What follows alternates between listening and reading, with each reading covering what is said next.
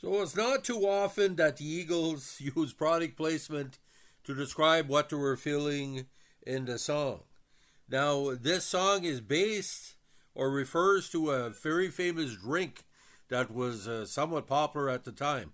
So, behind the tracks today, we're going to be looking at a song that probably one of the shortest singles in Eagles history and probably the most wet. Tequila Sunrise. This came out in 1973, written by the great duo of Don Henley and Glenn Fry, and was recorded again by the Eagles. It was the first single from the band's second album, Desperado, and it peaked at number 64 in the Billboard Hot 100 chart, so not say it was a bomb when it came out, but it's been played a lot through the years, but it's considered one of their weaker singles. A cover version was recorded by Alan Jackson on the 93 tribute album, Common Thread to Songs of the Eagles. This one reached 64 as well.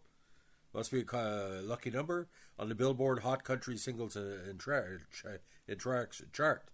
Now, Glenn Fry and Don Henley did not write songs together for the debut album, Eagles. And after they finished recording the album in London, they decided that they should collaborate. In the first week of the partnership, they wrote Tequila Sunrise and Desperado. According to Fry, the song was finished fairly quickly. He said he was playing on a couch, lying on the couch playing a guitar, and came up with a guitar riff he described as kind of Roy Orbison, kind of Mexican.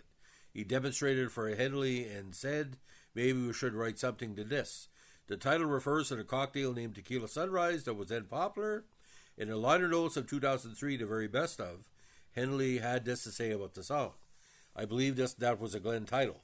I think he was ambivalent about it because he thought it would be a bit too obvious or too much of a cliche because of the drink that was so popular then. I said, no, look at it from a different point of view.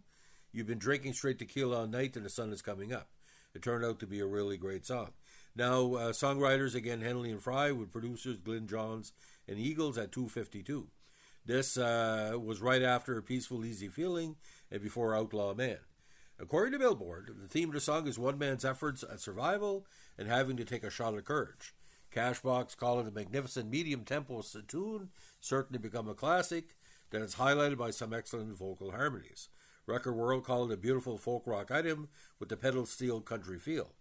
Henley said that Fry came up to changes for the bridge and then Take Another Shot of Courage refers to tequila being known as instant courage. He said, we very much wanted to talk to the ladies, but we often didn't have the nerve, so we drink a couple of shots and suddenly was, howdy, man. Now, it was a live version of the song in which Glenn Fry sings additional lyrics. Guess I'll go down to Mexico, down to where the peace of life is slow. There's no one there I know.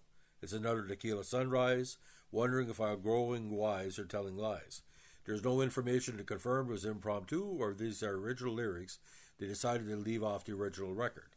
Another live version in the Netherlands also includes additional very similar lyrics, live Papagallo 73.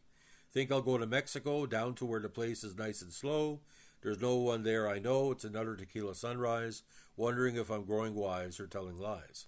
Ultimate Classic Rock critic Sterling Whitaker rated it as Eagles' 7th most underrated song, praising Bernie Leadon's guitar and mandolin playing, as well as Fry's vocal performance. Now, of course, Randy Meisner played bass and backing vocals. Top 68 in Canada, 81 in the adult contemporary, number 64 on the U.S. Billboard, and on adult contemporary, number 26. And UK, even though it did not chart at the time, sold 200,000 copies. Now, the lyrics of the song, again, it's quick.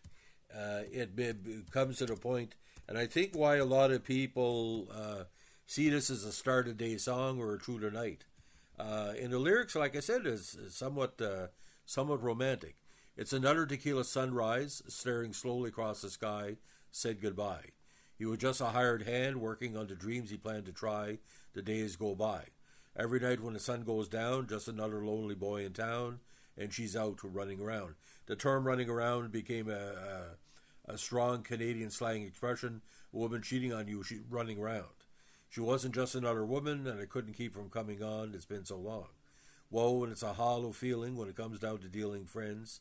It never ends. Take another shot of courage, wonder why the right words never come. You just get numb. It's another tequila sunrise. This old world still looks the same. Another frame. So very, very, again, poetry-laden song.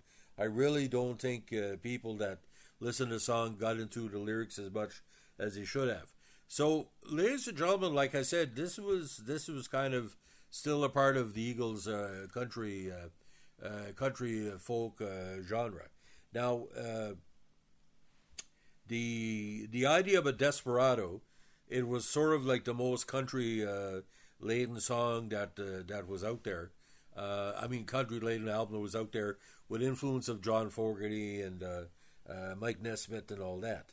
Now, there's been different interviews with them over the times, and one of the most interesting one, I think, when Cameron Crowe did a sit down interview with them in I think it was 2003.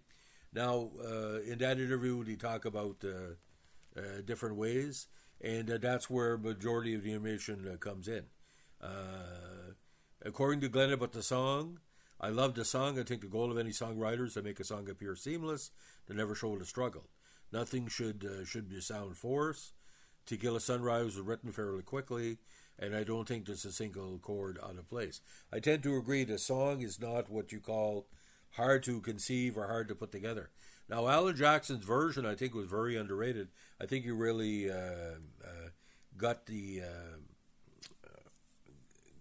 what they call the aspect of us. Well, it was kind of weird, ladies and gentlemen, when Glenn Fry passed away, which he talked about the tribute in 2016.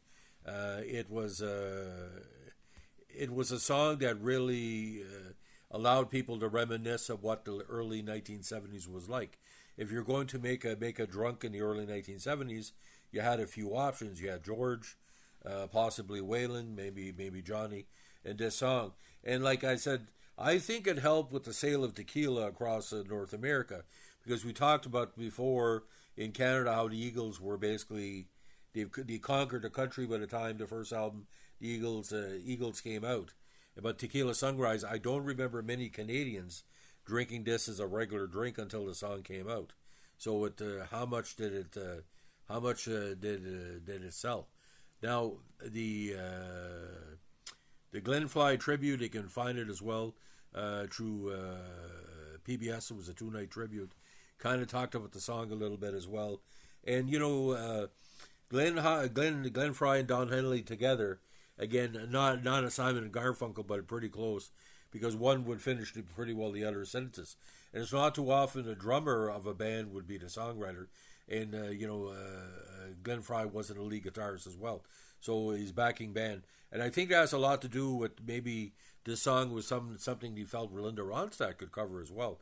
I think there's a few cover versions out there that haven't been recorded. I think Ronstadt did some. So Tequila Sunrise, a very, very sweet Eagles song. If you like what we're doing here with our Eagles tributes on Behind the Tracks, let us know. Like, comment, subscribe, or share. Bye.